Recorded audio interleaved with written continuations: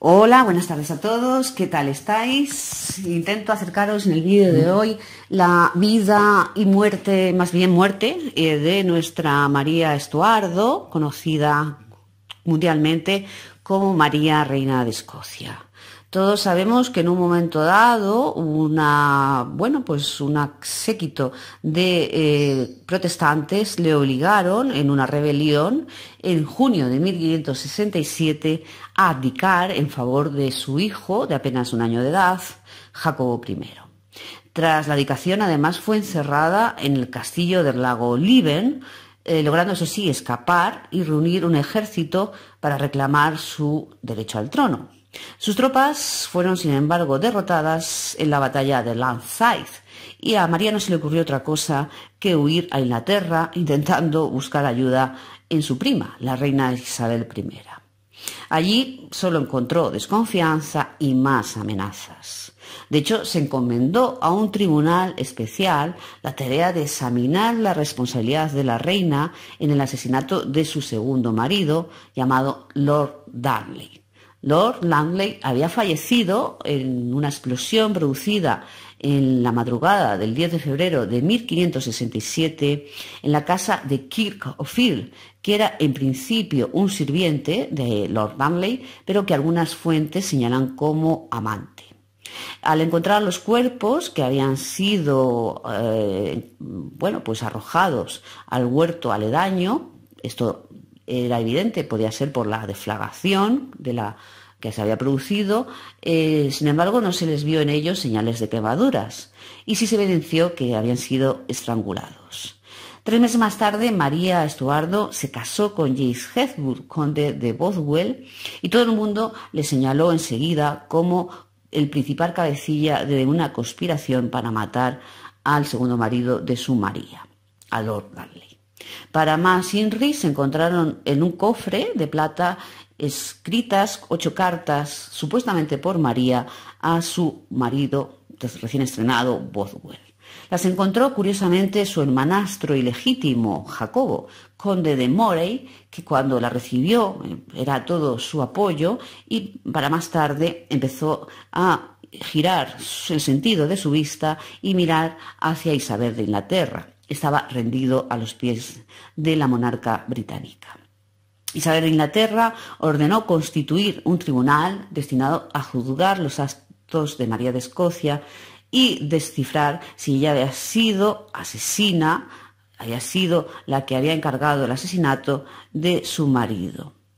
Bueno, pues deciros que en esas cartas la conspiración para matar al padre de su hijo y, después casarse con Bothwell no estaba del todo aclarado.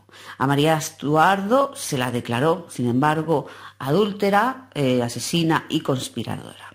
¿Y por qué no estaba del todo aclarado? Porque la controversia que rodeaba a esas cartas era amplia. Para empezar, ninguna de ellas estaba firmada por su propio puño, algo que María Estuardo siempre hacía, incluso cuando las cartas eran redactadas por su secretaria. Además, algunas de ellas terminaban de forma abrupta, sin despedida, como si hubiesen sido cortadas artificialmente. Y en ninguna de ellas se hacía referencia a un destinatario en concreto. Estos y otros errores en la forma levantaron sospechas de que tal vez, esas cartas habían sido manipuladas cuidadosamente para que su querido hermanastro, Moray, enseñase y demostrara a Isabel I de Inglaterra que su prima quería no solo matar a su marido, sino también hacerla caer del trono a ella misma, a nuestra Isabel I de Inglaterra. Eso está así, un poco explícito, en una biografía publicada en el año 2004 por John Guy, que fue titulada como María Estuardo, la reina mártir, y que además sirvió de base para el guión de la película María Reina de Escocia, una película, por cierto, muy recomendable. Guy concluyó que María escribió fragmentos de esas cartas, pero que podían haber sido perfectamente manipuladas para que todo ese supuesto complot quedase destapado y no sirviera nada más que para afirmar a Isabel, que siempre temía de su prima, y que intentara derrocarla. Su prima, para satisfacer a Isabel, había sido siempre una especie de amor-odio el que se había establecido entre ambas. El tribunal inglés que condenó a nuestra María Estuardo estaba dirigido por William Cecil, el ministro más importante de la corte de Isabel. Nunca quiso aparecer en dicho tribunal María Estuardo porque consideraba que como reina de Escocia no estaba para entregarse a ningún tribunal, para declarar ante ningún tribunal. Ella estaba por encima de todo aquello. Pero lo cierto es que Isabel nunca tomó una decisión sobre la implicación de su prima en esta trama. Para las Navidades de 1568, María Estuardo ni había sido declarada culpable ni inocente, pero su prima tampoco la liberaba, tal vez porque tenía cierta paranoia de que le arrebatara el trono.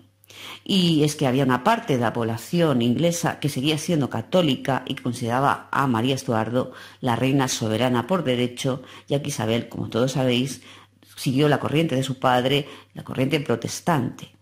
María Estuardo permaneció los siguientes 19 años bajo la custodia de Sir Ralph Sadler en el castillo de Tutbury, en Staffordshire. En este encierro, Isabel escribía varias cartas a Ralph Sadler, el encargado de la custodia de su prima, comentándole que se encontraba desolada por haber perdido la amistad con su prima María. Ahí queda la cosa. La relación además se los enredaría tanto que María Estuardo terminó decapitada el 8 de febrero de 1587 a los 44 años de edad, acusada, por supuesto, de un complot para asesinar a la reina Isabel I. También habían aparecido cartas, curiosamente, aparecían cartas como si no hubiera mañana, que detallaban la operación que estaba dirigiendo María contra su prima.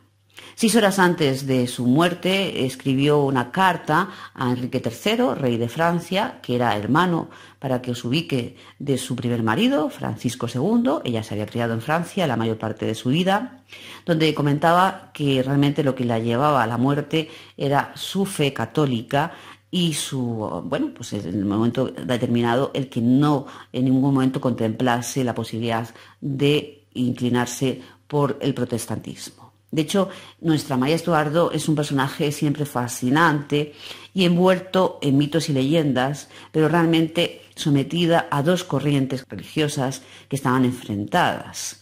Y ya lo escribió Stefan Zweig en una biografía que escribió en el 1935, donde dijo que ninguna mujer cuyos rasgos hayan sido trazados de manera tan divergente, ora como asesina, ora como mártir, ora como necia intrigante, ora como santa celestial. No había existido en la historia tal cantidad de teorías enfrentadas. Y curiosamente no se debía a la falta de información sobre la vida de nuestra María, sino a la abundancia de información sobre ella. Siempre nos queda la duda de si era una asesina o si era una persona inocente. Y hasta aquí el vídeo de hoy, que espero os haya gustado. Y como siempre os digo, os deseo muy feliz día. Muchas gracias por vuestras visualizaciones y hasta la próxima.